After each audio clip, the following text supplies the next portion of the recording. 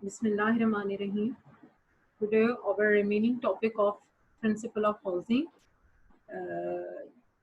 जैसे कि स्टूडेंट हमने अपने बाकी भी लेक्चर्स में डिस्कस किया है और आज की भी हम लेक्चर में इन्हीं पॉइंट्स को, इन्हीं प्रिंसिपल्स को दोबारा डिस्कस करने लगेंगे ताकि कुछ ऐसे इसमें अभी कुछ रहते हैं इसमें पॉइंट्स, हम उसको पहले कर लें, फिर मैं आपको समराइज वे में दोबारा से ये सारे प्रिंसिपल्स भी करवा दूंगी और हम डिस्कशन भी इंशाल्लाह आज की क्लास में कर लेंगे ताकि हमारा आज का ये जो टॉपिक है वो फिनिश हो जाए। According to this topic, come to this topic, आपके सबके सामने ये एक स्क्रीन पे आपको एक हेडिंग शो हो रही है, जो मैंने आपके साथ स्क्रीन शेयर की है, उस पर आपको एक हेडिंग शो हो रही है, ग्रुपिंग फॉर प्लम्बिंग। हमने इस पे लास्ट क्लासेस में भी इस टॉपिक के ऊपर थोड़ा बहुत डिस्कस किया था। मैं चाह रही थी कि एक स्लाइड आपके सामने आ जाए, कुछ रिटन मटेरियल आपके पास होगा तो वो आपको ज़्यादा अच्छा बेहतर तौर पर क्लियर होगा।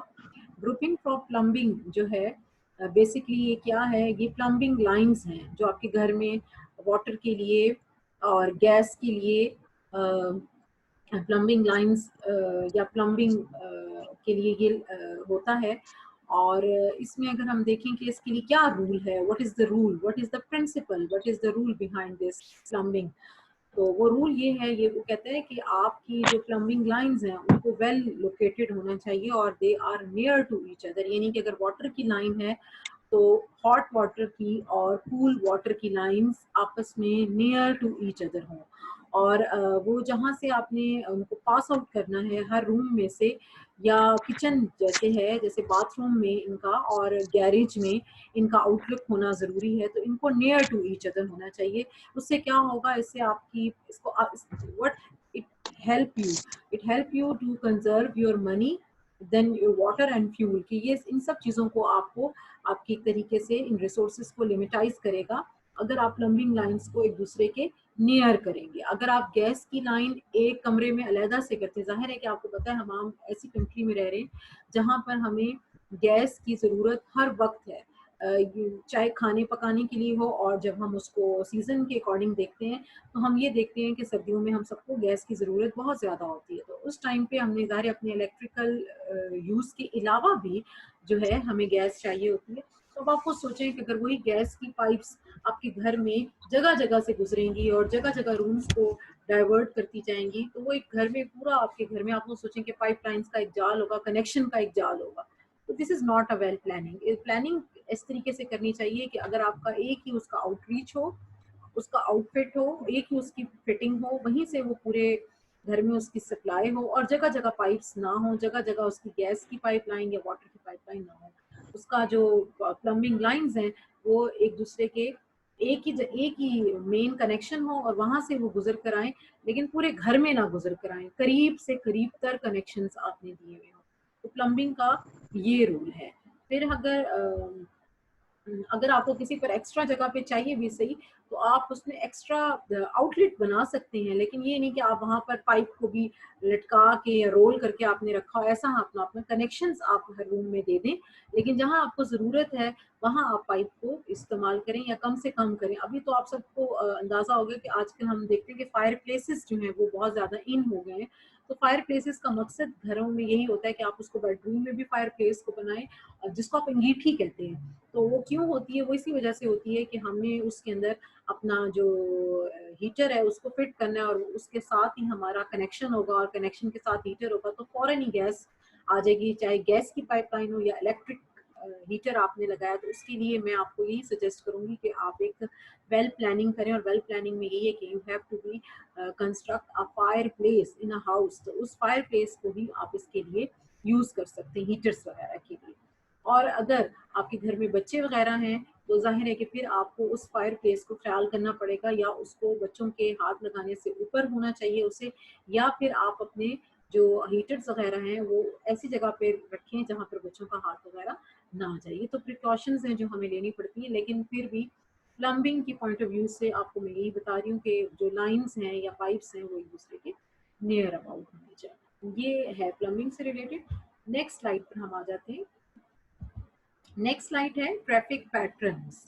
ट्रैफिक पैटर्न्स का वैसे स्टूडेंट, जैसे कि इसके नाम से ही आपको ये समझ आ रही होगी कि ट्रैफिक पैटर्न का ये मतलब है कि कोई चीज ट्रैफिक है और उसका क्या पैटर्न है। अगर हम रोड की बात करें तो आपको टू वे रोड भी नजर आती है, वन वे रोड भी नजर आती है, और उस पर एक प्रॉपर तरीके से ट्रैफिक होता है, और ज़ाहिर है यू टर्न्स होते हैं, कैसे करना चाहिए, वो सब रूल्स हैं, उसके ऊपर ज़ाहिर है लॉज हैं, वो आपको फॉलो करने पड़ेंगे। लेकिन ये जो ट्रैफिक पैटर्न है ये है आपके घर से रिलेटेड, आपके रूम टू रूम से रिलेटेड, कि आपने इनसाइड और आउटसाइड ऑफ द हाउस में या इनसाइड ऑफ द हाउस में रूम फ्रॉम रूम जो है उसको आपने किस तरीके से यहाँ पे उसको ड्रॉ करना है। तो ये इससे रिलेटेड है। मैं इसको पढ़ देती हूँ ताकि आप सब लोग इसको समझ जाएं। ट्रैफिक पैटर्न्स क्या है? When space is organized well, people can move easily within a room from room to room or to the outside।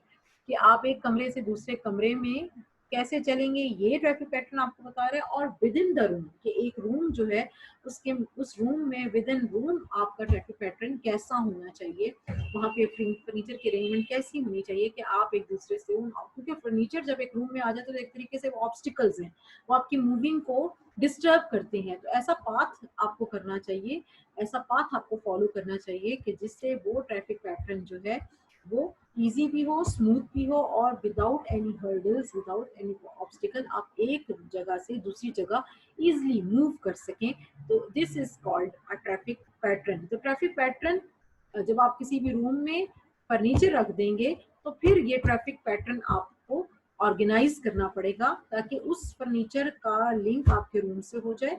और फर्नीचर इस तरीके से रखें कि आप पूरे फर्नीचर को भी यूज कर सकें, और फर्नीचर को बैठने के लिए, उठने के लिए और कमरे से बाहर जाने के लिए आपको बीच में आपका जो फर्नीचर है वो एज ऑब्स्टिकल ना यूज हो। तो this part they are follow called a traffic pattern. अब मैं आपके सामने कुछ रूल्स बताऊंगी ट्रैफिक पैटर्न के, लेकिन further we want I want to discuss with you कि ये कुछ मैंने डायग्राम्स आपके लिए इस वक्त आपको अपने स्क्रीन पे नजर आ रही हैं कि फर्नीचर अरेंजमेंट कैसा होना चाहिए और ट्रैफिक पैटर्न भी कैसा होना चाहिए।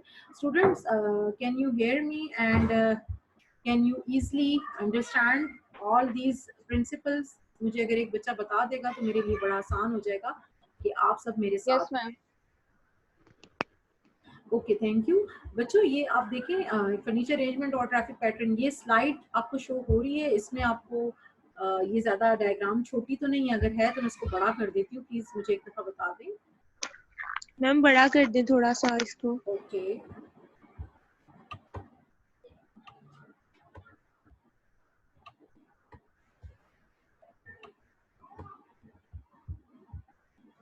जी हमें ग्रुप में ज्वाइन करी है मशल, तो प्लीज मशल से पहले हम बात करें।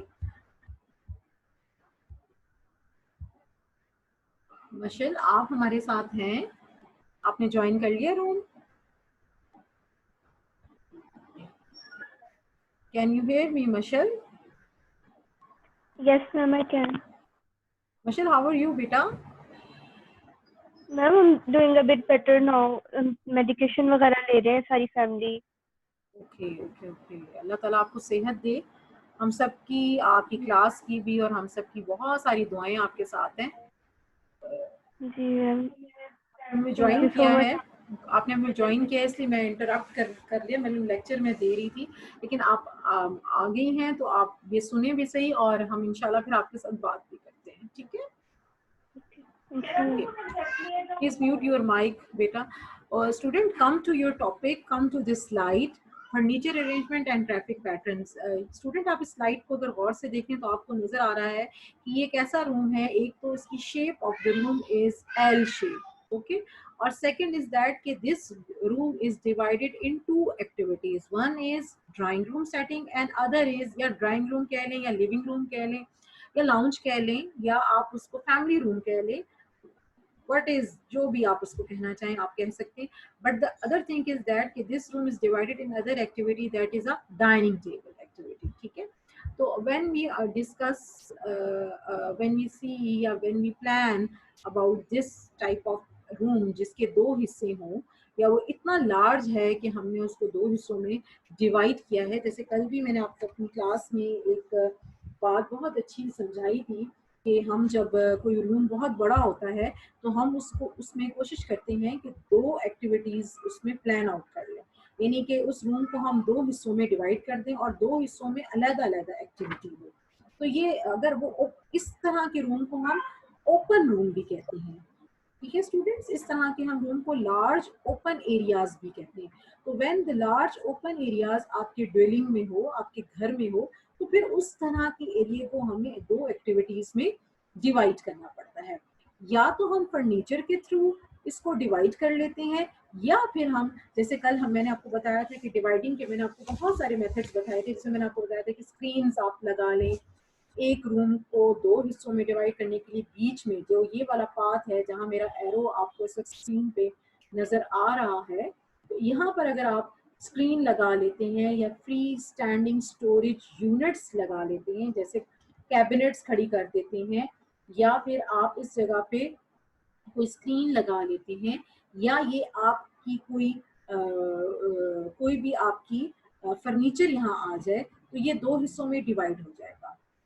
कलर अरेंजमेंट्स के थ्रू, जैसे मैंने कल आपको बताया था कि आप सोफे के कलर्स और डाइनिंग टेबल के कलर्स या अपोस्ट्री के कलर्स और उसके कर्टन्स के कलर टोटल डिफरेंट कर दें अपने दूसरे एक्टिविटी एरिया के कलर कॉम्बिनेशन से या कलर स्कीम से, तो वो आपका इस तरीके से भी वो दोनों डिफरेंट हो सकते हैं। But there are number of ways which we were discuss in the last class. तो वो आपको पता चल गए होंगे कौन कौन से एयर हैं। तो कम टू दिस स्लाइड, मैं इसमें आपको बताना चाहती हूँ, अब इसमें ट्रैफिक पैटर्न को आप देखेंगे किस तरीके का ट्रैफिक पैटर्न है। एक तो इसमें आप देखें कि this pattern is very convenient and direct. ठीक है, डायरेक्ट कैसे कि अगर कोई यहाँ इस रूम में आना चाहता है तो वो बाहर से आएगा, ये this is the door, they come and sit, so this is very direct and convenient. Other thing is that if someone want to come and sit in dining table, तो यहाँ से उठ के भी आसानी के साथ, कोई आपका ऑब्स्टिकल नहीं है, इधर बिल्कुल पाथ आपका क्लियर है, कोई ये ट्रैफिक रूट किसी भी इंटरप्शन का, किसी भी ऑब्स्टिकल का शिकार नहीं है। कोई पर्सन यहाँ बैठा है और यहाँ से उठ के यहाँ आना चाहता है, इजिली, डायरेक्ट, कन्वीनियंट, और कोई अगर यहाँ बैठा हुआ है तो भी यहाँ से आ जाएगा, और यहाँ बैठा हुआ है तो भी इजिली इसकी अप्रोच है डाइनिंग टेबल। ठीक है, और अगर हम डाइनिंग टेबल वाले एरिया को देखें तो ये दीवारों से काफी, ये जो ब्लैक कलर की आपको आउटलाइन इस वक्त स्क्रीन पे नजर आ रही है, दिस इज द वॉल। तो आप देख रहे हैं कि इतनी गुंजाइश जरूर है कि ये चेयर अगर पीछे को जाए या दिस चेयर पीछे पीछे को जाती है, ये जो है एक ये येलो कलर का जो आपको, या ऑफ वाइट कलर का ये जो आपको नजर आ रहा है, इसको हम कहते हैं कि कंसोल जिसे आप कहते हो, या आप स्टोरेज कैबिनेट कहते हो, बर्तनों की अलमारी सिंपल लैंग्वेज में, तो ये वो है। तो आप देखें उसमें, उस बर्तनों की अलमारी में और इस चेयर में इतनी जगह जरूर है कि यू कैन सी कि इजीली चेयर बाहर को भी आ सकती है और अंदर को भी जा सकती है। ठीक है ना, तो कन्वीनियंट है और डायरेक्ट है, और कोई अगर इस एरिया में नहीं भी आना चाहता, बाहर से कहीं रूम से आ रहा है, तो he can easily sit over there, वो बैठ सकता है और इस वाले डोर से इंटर हो सकता है और इसी वाले डोर से बाहर भी चला जाता है। एक बात तो ये ट्रैफिक पैटर्न इसमें ये है कि डायरेक्ट है और कन्वीनियंट है, और आपने स्पेस जो है वो आपने इस तरीके से यूटिलाइज की है कि इसमें कोई वेस्ट भी नहीं हो रही। अगर आप देखिए तो there will be no wasting any space. ठीक है, एक्यूरेट है और एडुकेट है। दूसरी इसमें ये बात है कि एंट्रेंस जो है वो आपने प्रोवाइड की है, क्योंकि it is a large room, large open area, so the entry of the room should be two. ठीक है, one door and another door. Okay, कि अगर आप देखें कि इसमें जो है जब भी लार्ज रूम्स होंगे there should be two entry point in a room. ठीक है, इसी तरीके वो क्या होगा, एक एंट्री पॉइंट आने का, और ये भी हो सकता है एक एंट्री पॉइंट जाने का। इट्स अप टू यू कि आपने प्रोविजन इसमें आने की और जाने की, एंट्रेंस आपने किस तरीके से किया। लेकिन लार्ज रूम है तो उसको आपने 2 पार्ट्स में डिवाइड कर दिया। देखेंगे 2 एंट्री पॉइंट्स में हमने इसको डिवाइड कर दिया। फिर हम नेक्स्ट स्लाइड पर हम जा रहे हैं। नेक्स्ट मैं आपको स्लाइड दिखाना चाह रही हूँ। ये जो एक स्लाइड है इसमें हम बाकी जो ट्रैफिक पैटर्न्स के रूल्स हैं या प्रिंसिपल्स हैं वो इसमें हम डिस्कस कर लेंगे कि बाकी रूल्स हमें क्या कहते हैं। ये थोड़ा सा मैंने पूरे एक ग्राउंड फ्लोर का आपके सामने एक प्लान रखा हुआ है। स्क्रीन पर अगर आप देख सकते हैं तो ये प्लान जो है ये पूरा का पूरा आपका ग्राउंड फ्लोर है। ये ऐसा फ्लोर है जिसमें ये एंट्री का वर्ड है कि एंट्री मींस कि मेन एंट्रेंस है। ये जो है ये स्टेयर्स हैं जो फर्स्ट फ्लोर की तरफ जा रहे हैं, लेकिन हम इसको भी नहीं देखेंगे, हमने सिर्फ एंट्री को देखना है कि एंट्री है। एंट्री में सबसे पहले बिल्कुल सामने आपको इस वक्त जो नजर आ रहा है वो लिविंग रूम है, ठीक है। तो लिविंग रूम को उन्होंने किस तरीके से अरेंज किया, अब आप देखें कि ये जो रेड लाइंस आपके सामने नजर आपको आ रही है, ये ट्रैफिक रूट्स को शो कर रही है कि ये एक ऐसा घर है जहाँ पे लिविंग रूम है। लिविंग रूम के साथ देखें there is 2 bedroom house, 1 is kitchen और एक और भी छोटा सा बेडरूम है, यानी कि there is a 2 normal bedroom और एक उसका मास्टर बेडरूम है, ठीक है। उसके साथ आप देखें कि these 2 are the kitchen sorry washroom, और ये एक प्ले एरिया है जिसको आप पैशो कह लें। जिस तरह कल भी मैंने आपको बताया था कि डाइनिंग रूम के साथ या लिविंग रूम के साथ या फैमिली रूम के साथ एक पैशो अटैच किया जाता है, क्योंकि एक्सटेंडिंग स्पेस करने के लिए या एक रूम को थोड़ा सा एक्सटेंड करने के लिए, या उस अगर एक रूम देखिए ये रूम कितना बड़ा है, ये एंट्री है ना, ये देखिए यहाँ से ये रूम जा रहा है और यहाँ पर आकर वो फिनिश हो रहा है। ये ग्रीन जो है ये ग्रीन बेल्ट है जो लॉन का हिस्सा है। तो आप अपने घर में लॉन वगैरह को देखते हैं कि ये लॉन है। तो अब इतना बड़ा जो रूम होगा, अब आप देखें उसमें उन्होंने 3 डिविजन्स की है रूम की, 3 एक्टिविटीज प्लान आउट की। 1 is TV unit, 1 is sitting unit and other is again a sitting room, but it is like a patio, open patio, जो कि ग्राउंड की तरफ या लॉन की तरफ घर का जा रहा है। और इस बेडरूम के साथ देखिए ये एक उसका अटैच बाथरूम है, और ये इस रूम के साथ बाथरूम नहीं है, तो उन्होंने 2 तरह के बाथरूम यहाँ पे दे दिए। इस वाले बेडरूम का जो बाथरूम है उसकी एक एंट्री पॉइंट यहाँ से दे दी और एक घर से बिल्कुल आप देख रहे हैं कि बाहर से भी उसको वॉल एक डोर दे दिए, ताकि अगर कोई आना चाहे बाहर से भी उसको, कोई गेस्ट रूम के तौर पर अगर आप इसको यूज करें तो घर से कोई बाहर से भी इस वाले बाथरूम को यूज कर सकता है। और किचन के भी आप देखें कि किचन के करीब ही है। अब आप एक तो चीज इसमें मैंने आपको ये बतानी है कि अगर आप देखें कि किचन में मोस्ट नॉइज एरिया है। अब वो बेडरूम के अगर पास आ गया तो इसके बीच में बाथरूम्स आ गए हैं जो कि किचन के शोर को किसी हद तक कंट्रोल करेंगे बेडरूम में जाने के लिए। और ये देखें यहाँ पर भी उन्होंने एक इस तरीके का एक छोटा सा उन्होंने एक्टिविटी एरिया इसको बना दिया है। आप देखें कुकिंग, और उसको इस बेडरूम के एरिया से फासले से बनाया। ये नहीं कि ये स्टोव है तो स्टोव इस वॉल पर आ जाए, no this is not. Stove को और भी दूर कर दिया और विंडो उसके साथ कर दिए, बाहर की आउटसाइड की तरफ उसको कर दिया। What is the reason? Reason ये कि जो खाना पकाना हो, जो मशीन का शोर हो, जो उसमें किचन में जो हर्डल्स हो रही हैं वो आपके इस बेडरूम से दूर जाए, क्योंकि यहाँ एक छोटा सा उन्होंने एक्टिविटी दे दी है। वो इसी वजह से दी है ताकि आपका जो रेस्ट और आराम है स्क्रीन पर आप देख रहे हैं कि वो बिल्कुल भी इस किचन के प्रॉब्लम से दूर है। तो एक तो ये चीज है, ठीक है। और डाइनिंग टेबल को किचन के बिल्कुल पास रखा हुआ है, ताकि इधर अगर वो लिविंग रूम में भी कर सकते थे, इस डाइनिंग टेबल को वो इस पैशो में भी रख सकते थे, लेकिन आप खुद सोचें कि वो किचन से कितना दूर हो जाए। तो this is the traffic route कि उन्होंने इसको किस तरीके से प्लान आउट किया कि एक तो बेडरूम्स के बीच में उसको रखते कि कोई भी आए बेडरूम से और इजी आकर बेडरूम में बैठ जाए। और ये नहीं है कि उसको पूरे घर से घूम के, अगर आपको सोचे ये डाइनिंग टेबल अगर यहाँ हो तो वो खुद सोचे एक गेस्ट आए उसको आप अपने पूरे घर में घुमा रहे हैं, और घुमाने के बाद उसको इस जगह पर आकर आप कहते हैं कि जी this is my dining area. आप उसको कहें कि हाँ आ जाओ, और यहाँ आके जो है आप उसको कहीं बैठो, तो आपको सोचें कि आपने किस तरीके से उसको अरेंज किया। तो ट्रैफिक रूट का इसमें कितना ख्याल किया हुआ कि अगर एंट्री पॉइंट है कोई लिविंग रूम में आया उसको आपने, अब यहाँ ड्राइंग रूम नहीं है इस घर में, तो उन्होंने लिविंग रूम में ही ड्राइंग रूम को अटैच किया।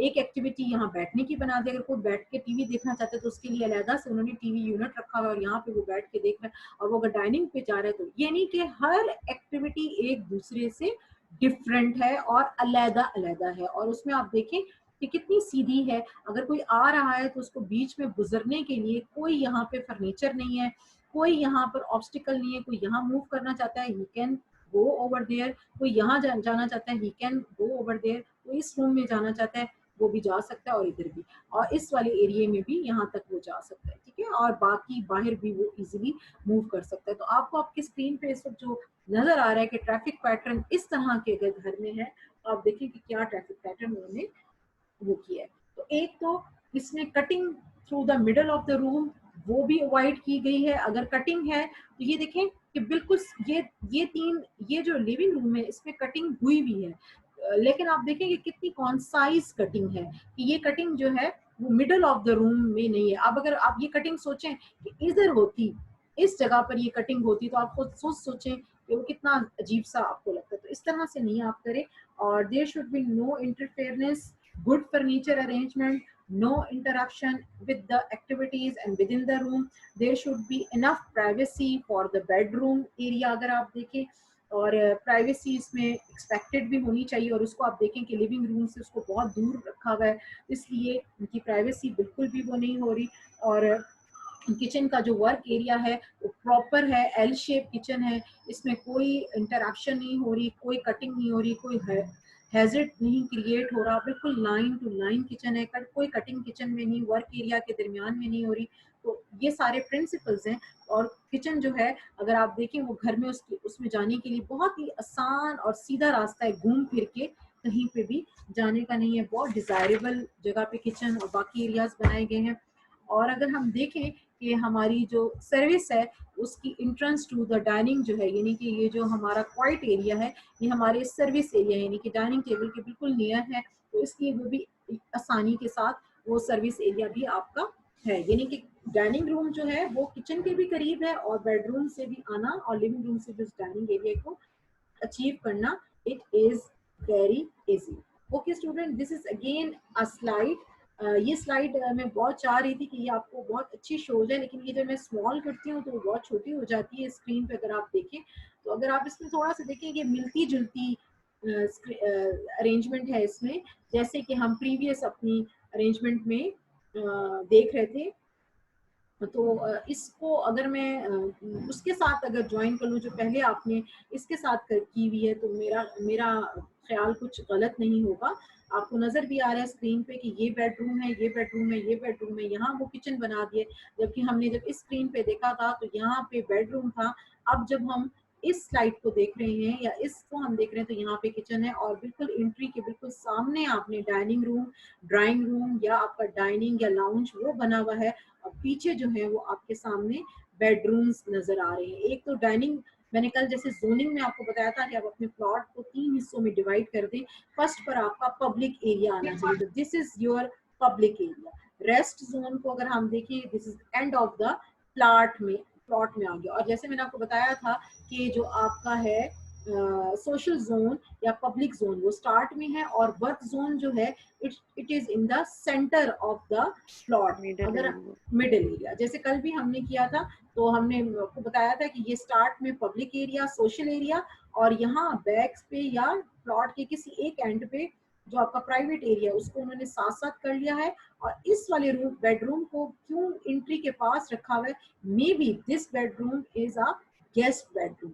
तो गेस्ट बेडरूम और लिविंग एरिया ये दोनों आपके पब्लिक में चले गए। यहाँ सर्विस एरिया आ गया, या जिसको आप कहते हो वर्क एरिया या सर्विस एरिया, तो वो आ गया। और बेडरूम जो है वो रेस्ट जोन में आ गए। तो आप देखिए वो किसी हद तक वो दूर है, ठीक है। तो ये वाला प्लान भी उसी तरह से है जिसको पहले हम जिसके ऊपर प्लान कर रहे थे। और ट्रैफिक पैटर्न अगर आप यहाँ देखें तो there will be no hurdles, there will be no any problem, no obstacle, easy to access, direct है, कन्वीनियंट है। अगर आप इसको देखें तो इस तरीके से। एक और प्लान मैं आपके सामने लाना चाह रही हूँ, ये देखिए स्टूडेंट, आप सबको अपनी स्क्रीन पे ये भी बड़ा नजर आ रहा होगा। This is again it is again a open and large area. और अगर आप इसको देखें तो इसमें भी हमारे सामने बड़ा रूम है और उसको उन्होंने 2 एक्टिविटीज एरिया में डिवाइड किया है। और जिस तरह से मैंने आपको पहले बताया कि ये जो है 2 डोर्स हैं, सॉरी 1 डोर है इसमें, I am sorry, this is 1 door. ये जो है ये 2 विंडोज हैं, ठीक है। एक विंडो इनवर्ड है यानी कि अंदर की तरफ खुलती है, और एक विंडो बाहर की तरफ खुलती है, ठीक है। और ये वाली भी उन्होंने विंडोज बनाई हैं, लेकिन ये विंडोज सिर्फ और सिर्फ ग्लास विंडोज हैं जो कि ओपन नहीं होती, जिसको आप कहते हो कि दीज आर फिक्स्ड विंडोज, ठीक है, वो सिर्फ बाहर के व्यू के लिए उन्होंने बनाई है। ये हो गई स्टेयर्स। तो ये भी आप देखें कि ये भी एक एक्टिविटी है जो कि इसमें, अगर आप इसमें भी देखें, कोई ऑब्स्टिकल नहीं है, बीच में एक एरिया सोशल एरिया है, क्योंकि और इजी टू एक्सेस है, आउटडोर में जाना आना उन्होंने एक ही डोर से किया हुआ है। लेकिन इसको हम डबल डोर भी यहाँ होता तो ज्यादा बेहतर होता, लेकिन किसी हद तक इधर भी कुछ प्रिंसिपल्स को शो करने की कोशिश की है। तो ये तो आपका प्रिंसिपल जो है ट्रैफिक पैटर्न वाला, वो ऑलमोस्ट मेरा ख्याल है कि सारे बच्चों को बहुत अच्छी तरीके से समझ आ गई होगी। Next we are moving towards another slide, और वो स्लाइड आपकी क्या है?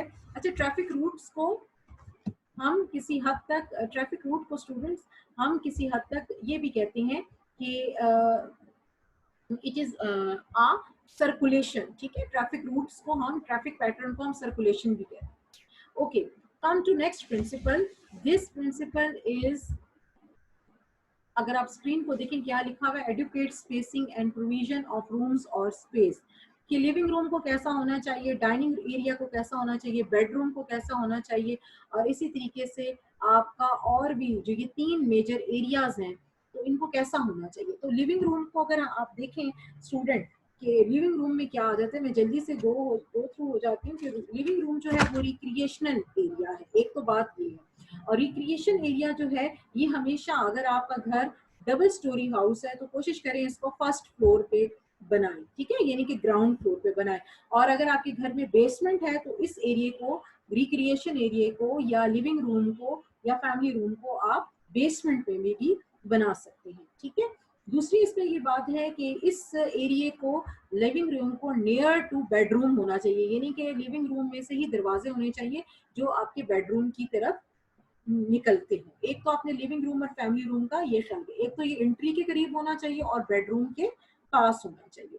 नेक्स्ट अगर हम डाइनिंग एरिया देखें कि डाइनिंग एरिया क्या है, डाइनिंग एरिया फॉर्मल एरिया है, इसको आपने इतना बड़ा बनाना है कि इतना इनफ होना चाहिए कि अगर आपका घर बड़ा है तो आपके पास डाइनिंग रूम बड़ा होना चाहिए, ताकि उसमें जितनी भी डिजायर्ड सीट्स हो वो मैक्सिमम हो। कोई भी घर हो और आप सोचें कि वहां पर आपने डाइनिंग रूम रखा, डाइनिंग एरिया बनाया है और डाइनिंग रूम में डाइनिंग एरिया सिर्फ 4 बेडरूम का है, तो this is not, 4 table chair का है, तो 4 seated dining table is not appropriate, ठीक है, वो मैक्सिमम नहीं है। हमेशा डाइनिंग एरिया अगर आपने बनाया तो उसको इतना बड़ा होना चाहिए जिसमें 8 या 12 की टेबल इजीली फिट हो जाए, फिर आपने अपनी इस रूल को पूरा किया है, तो डाइनिंग एरिया को करना चाहिए। हाँ, अब आप देखें कि आजकल लेस कॉमन है स्मॉल हाउसेस में डाइनिंग एरिया, लेकिन किसी हद तक उन्होंने 4 टेबल के साथ उसको कन्वीनियंट बनाया, या अपना किचन इतना बड़ा बना दिया कि किचन की एरिया को उन्होंने 2 हिस्सों में डिवाइड कर दिया, और 2 हिस्सों में से एक हिस्सा उनका कुकिंग का और एक हिस्सा उनका डाइनिंग एरिया के लिए यूज हो रहा है। तो ये चीज होनी चाहिए। अगर स्मॉल हाउस है तो आप उसमें कोई भी एक्स्ट्रा फर्नीचर फिर वहां ना रखें। अगर डाइनिंग एरिया आपका बड़ा है तो हाँ, उसमें एक्स्ट्रा फर्नीचर आप रख सकते हैं, लेकिन कौन सा extra furniture? That extra furniture जिसको आप कंसोल कहते हो या स्टोरेज कैबिनेट कहते हो, जिसमें आपके यूटेंसिल्स या बर्तन वगैरह, डाइनिंग टेबल वाले या टेबल लिनन से रिलेटेड इक्विपमेंट आपका उस स्टोरेज एरिया में अलाउ होगा, ठीक है। फिर हमारा है बेडरूम। तो बेडरूम आप सबको पता है कि ट्रेडिशनल एरिया है, हाईली प्राइवेसी हमें इसमें चाहिए, नॉइज से इसको दूर रखना चाहिए, इंटरेक्शन से दूर रखना चाहिए। और अगर आपके घर में डबल स्टोरी हाउस है तो कल भी हमने किया था कि डबल स्टोरी हाउस में बेडरूम को आप ऊपर की तरफ, यानी ऊपर वाली स्टोरी में या सेकंड फ्लोर पे या फर्स्ट फ्लोर पर आप उसको लेके जाएंगे। लेकिन आजकल क्योंकि मॉडर्न हाउसेस का दौर है, स्मॉल है, तो बेडरूम्स जो है वो उतने होने चाहिए जितने की आपके घर के बाकी मेंबर्स की जरूरत है, यानी कि according to need of the your family member या size of the family member, उसके अकॉर्डिंग आपका बेडरूम होना चाहिए। प्लस ये कि आप ऐसी फर्नीचर भी यूज करें जो सोफा कम बेड हो जाए, इस तरह का। अगर आपका स्मॉल घर है तो आप उसमें कर सकते हैं, और स्मॉल घर में there is no need to आप उस रूम में, उस घर में आप गेस्ट रूम्स को, गेस्ट बेडरूम को करें। अननेसेसरी चीजों को आपको करने की स्मॉल हाउसेस में जरूरत नहीं, ठीक है। नेक्स्ट प्रिंसिपल जो है वो ओरिएंटेशन का प्रिंसिपल है, इस वक्त आपकी स्क्रीन पे नजर भी आ रहा है। और मेरे ओरिएंटेशन को जो है ये लास्ट हमारा प्रिंसिपल है। मैं चाह रही हूँ कि we have only 6 minutes for this topic. I want कि इस टाइम पीरियड में हमारा ये जो है हो जाए। ओरिएंटेशन क्या है? Orientation is the best define as the relationship of the house to its environment.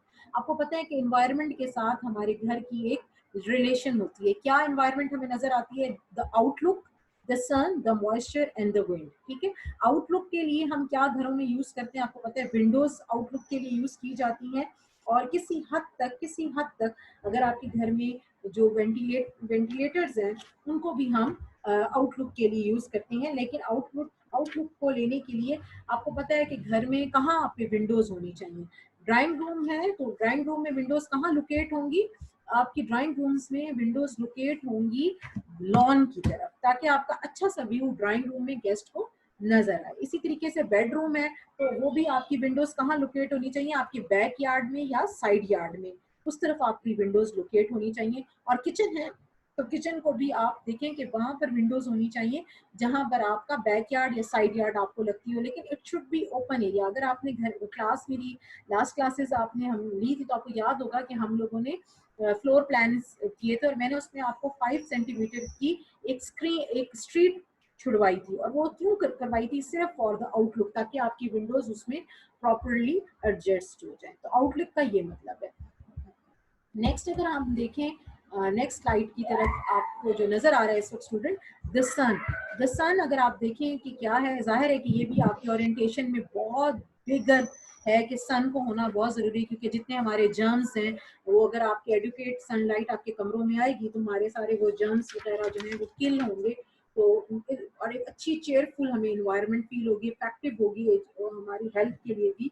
और हीट भी आपके रूम में आएगी, लाइट भी आपके रूम में आएगी। तो व्हाई नॉट कि आपके अगर विंडोज ऐसी जगह पर बनाई जाए जहां से सन मैक्सिमम आपके कमरे में आए, तो दिन के टाइम तो एटलीस्ट आप आर्टिफिशियल लाइट्स को बचा सकते हैं, अपनी एनर्जी को सेव कर सकते हैं। तो इस तरीके से इसको प्लेजेंट लुक के लिए और एनर्जी को, सोलर ओरिएंटेशन को आप ज्यादा से ज्यादा यूज कर सकते हैं। तो ये चीज है, और अवॉइड करें कि आप इस चीज को बनाएं। और अगर आपके घर में सीलिंग्स हैं तो सीलिंग्स लो हीट के ऊपर हैं, लो हाइट के ऊपर हैं सॉरी, तो आप जरूर कोशिश ये करें कि आने वाले दौर में आपने इस चीज के ऊपर जरूर फोकस करना है स्टूडेंट्स, कि आपके घरों में सीलिंग्स जो हो वो हाई होनी चाहिए। क्यों होनी चाहिए? क्योंकि आप सबको पता है कि घर में, कमरे में अगर गर्म हवा होगी तो आप सोचें कि हमारे लिए हॉट वेदर में रहना कितना मुश्किल है। तो और गर्म हवा जो होती है वो लाइट इनोवेट होती है। जब आपकी हाई सीलिंग्स होंगी तो और रोशनदान होंगे तो बहुत जल्दी उसमें आपका जो ये है गर्म हवा वो बहुत जल्दी निकल जाएगी, और ठंडी हवा बाहरी होती है तो वो कुछ देर आपके कमरे में स्टे करेगी। तो इसलिए आप इन चीजों को जरा जहन में रखें। नेक्स्ट आपके सामने जो स्लाइड नजर आ रही है वो विंड की है। विंड भी आपको पता है इट मे बी हॉट और टू कोल्ड। डोर्स, विंडोज और एग्जॉस्ट फैन जो है ये कमरों में जरूर होने चाहिए, जो कि विंड्स को सर्कुलेट करते हैं आपके कमरे में। तो और विंड को होना बहुत ज्यादा, विंड्स को आना जाना जरूरी है, ताकि आपके घर से स्मेल और इस तरह की चीजें जो है वो ना हो, प्रॉपर विंड्स की सर्कुलेशन होनी चाहिए। और लास्ट हमारे पास जो स्लाइड है वो है मॉइस्चर।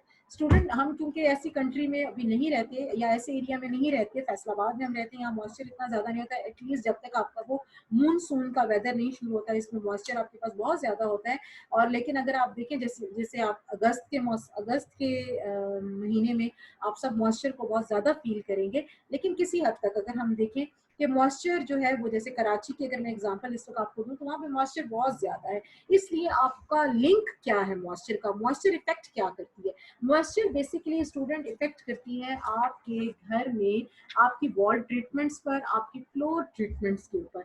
क्योंकि अगर मॉइस्चर होगा, अगर आपकी treatment of the wall, treatment of the floor या ट्रीटमेंट ऑफ द वॉल ऐसी होगी तो वो क्या होगा, रेन जैसे होती है तो आप देखते हो कि पेंट वगैरह उतर जाता है। इसलिए आप देखते हो कि इस तरह के पेंट्स मार्केट में आ गए जो कि मॉइस्चर रेजिस्टेंस है, रेन रेजिस्टेंस है, स्नो रेजिस्टेंस है, ड्यू जो रेजिस्टेंस है, इसलिए आप उनको प्रेफरेबली यूज करते हो। और इसी तरीके से मॉइस्चर अपना इफेक्ट छोड़ जाते हैं वुड के ऊपर, सिर्फ वुड के ऊपर नहीं करते, वो रबर के ऊपर करते हैं। जैसे उसके ऊपर भी इंशाल्लाह हम आगे जब मटेरियल्स पढ़ेंगे, फ्लोर मटेरियल्स पढ़ेंगे, वॉल ट्रीटमेंट्स पढ़ेंगे, फिर मैं आपको उसमें बताऊंगी मॉइस्चर कौन कौन सी ऐसी चीज़ें। लेकिन यहाँ अगर मैं रफली आपको बताऊं कि मॉइस्चर किस चीज़ को ख़राब करता है, वो वुड को करता है। वुड, अगर किसी वुड का कोई पार्टिकल अगर आपने आउटसाइड ऑफ द हाउस में अरेंजमेंट में यूज़ किए तो क्या होगा कि मॉइस्चर उस पर पड़ेगा और वो स्वेल हो जाएगी। इसी तरीके से रबड़ ख़राब हो जाएगी। तो इन चीज़ों को आपने जो है वो देखना है, और इन चीज़ों को आपने बहुत ज़्यादा